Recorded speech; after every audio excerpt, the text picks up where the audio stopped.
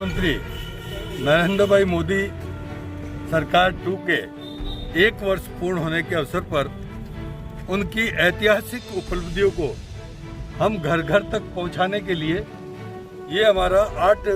जून से कार्यक्रम का शुभारंभ हुआ है। इस कार्यक्रम के माध्यम से जो मोदी सरकार ने ऐतिहासिक और अविस्मरणीय जो काम किए हैं, देश की सुरक्षा को सर्वोपरि रखते हुए, राष्ट्रवाद को मजबूत करते हुए,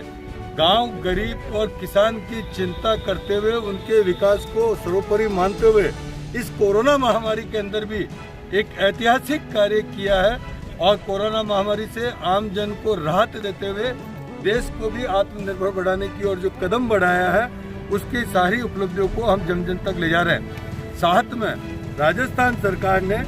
इस कोरोना महामारी में जहां राहत देने की बजाय आहत करने का प्रयास किया है, ये भी एक जो विषय है, हम जहाँ जा रहे हैं, जहाँ ये विषय सामने आ रहा है कि राजस्थान सरकार, जबकि केंद्र सरकार की ओर से पूरा खाद्य सामग्री मिल रही है, सारी राहत सामग्री मिल रही है, उसके बाद भी आम जीवन के साथ जो भेदभाव व्यक्त किया जा रहा है, आम जन के साथ जो भेदभाव की नीति अपना रखी है, उसकी हम घोर निंदा करते हैं और हम राजस्थान सरकार से मांग करते हैं कि केंद्र सरकार जहां आपको राहत देने में कोई कमी नहीं रख रही है, हर तरीके की आप जो राहत मांग रहे हो, उसके बावजूद भी आप एक ढेले की राहत नहीं दे रहे हो। यहाँ तक कि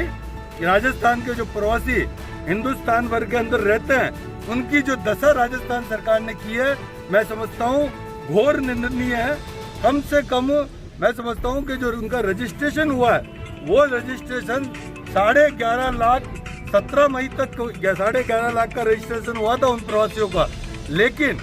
आज तक वो लोग जो यहाँ ला पाए हैं, वो करीबन मैं समझता हूँ 28,500। इसका हमारे यहाँ के हाईकोर्ट ने भी इसके बारे में नाराजगी व्यक्त करते हुए कहा है कि राज्य सरकार इस पर गौर करे। राज्य सरकार केवल बातें कर रही है, काम ढीले का नहीं कर रही है। चारों ओर प्रकोप बढ़ रहा है, लेकिन राहत नाम की कोई चीज नहीं है, चाहे वो बिजली के मामले में हो, और केवल टैक्स लगाने का काम कर रही है। राजस्थान सरकार आने के बाद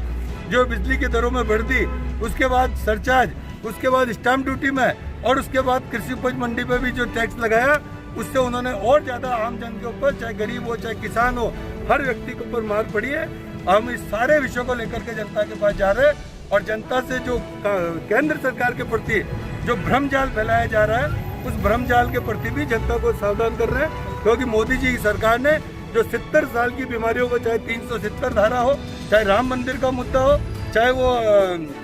हमारे नागरिक संशोधन विधेयक के मामला हो, चाहे 3 तलाक का मामला हो, मैं समझता हूँ कि ऐसी बीमारियां थी जो आजादी के बाद जिसके निपटारे का हर आदमी देख रहा था, और उन सबको हल करते हुए भी आम जन का जो ख्याल रखा है, हम मोदी सरकार का आभार व्यक्त करते हैं, उनका अभिनंदन करते हैं। और इसके लिए हम घर घर तक हम जा रहे हैं। मैं हमारे विधायक महोदय जो कार्यक्रम बनाया पूरे विधानसभा में, क्योंकि कोरोना महामारी के अंदर हम कार्यकर्ताओं से भी संपर्क में नहीं आए, लेकिन सोशल डिस्टेंसिंग का ध्यान रखते हुए घर घर तक 2-2 कार्यकर्ताओं की टोली बना कर और हम घर घर तक पहुंचने का प्रयास कर रहे हैं। मोदी अशोक गहलोत जी ने जो आरोप लगाया है, हमारे को सरकार गिराने की आवश्यकता क्या पड़ी है? देश के प्रधानमंत्री नरेंद्र भाई मोदी को तो कोरोना से निपटने की फुर्सत नहीं मिल रही है और आम जन को राहत देने की सोच रहे हैं। वो किसी भी सरकार को गिराने का प्रयास नहीं कर रहे हैं। कांग्रेस अशोक गहलोत के तो खुद के अंदर ही कर्म खराब है, तो उनके लोग ही कब गिराने को प्रयास कर रहे हैं? अशोक गहलोत के लोग मुझे ये बताओ कि राजस्थान सरकार के अंदर अजमेर जिले के अंदर चिकित्सा मंत्री है, और चिकित्सा मंत्री ने आकर एक बार भी इस कोरोना महामारी के अंदर प्रशासन की मीटिंग ली क्या? उन्होंने कभी किसी से चर्चा करी क्या? मैं केकड़ी विधानसभा क्षेत्र में जाकर आया हूँ, वहाँ एक भी जगह जाकर के केकड़ी के लोगों को नहीं संभाला है। वहाँ मानव तस्करी हो रही है, और मानव तस्करी में एक 10 साल के बच्चे को ललाई गांव से गायब कर लिया गया है, आज तक वो बच्चा नहीं मिला है। हम ये सारे विषय कलेक्ट कर रहे हैं। हमने बाकायदा उसके जो ग्राम सेवक है, वो कह रहा है कि हमारे को ये दिशा निर्देश है कि केवल कांग्रेस के कार्यकर्ताओं को आप ये नरेगा में काम दो, बीजेपी के अन्य लोगों को नरेगा में काम मत दो। इसकी उस ग्राम सेवक की हमारी रिकॉर्डिंग है हमारे पास में। हम ये सारे प्रमाण शुदा कार्यक्रम समाप्त होने के बाद कलेक्टर को हम ये जानकारी देंगे और उनमें कार्रवाई करने की